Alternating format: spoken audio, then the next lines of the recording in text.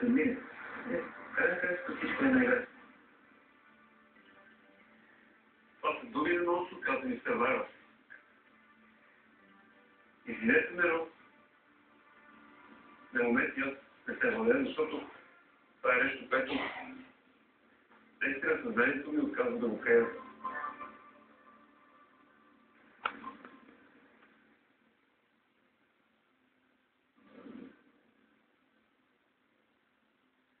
Сега съм някакво думи да разбирате с Питово.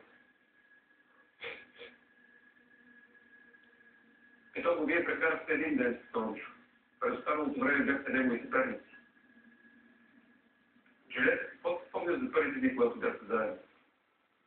Просто така с течение на времето, така започнах да го виждам кмета, как се променя.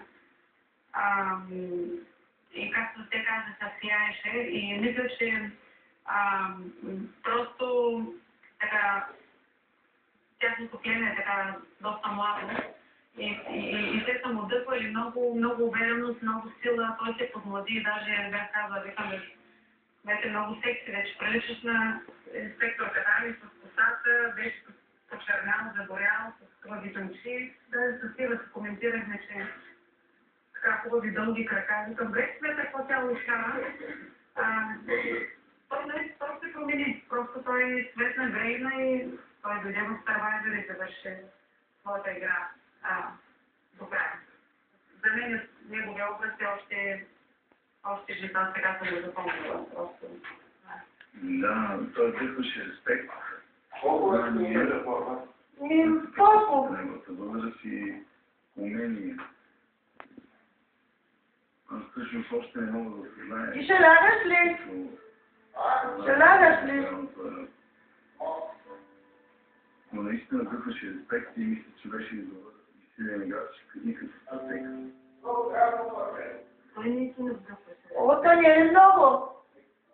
Уверено, те думите ми се потвърждават от всичко, което до сега, от всички, които са били близо до него. Това, което спомням, с него е, аз бях на моя бъдеще в самото начало. Те се бяха на морето. Той да ме програма, спомням, той се отзова до мен и това за първи път се разговорихме с него.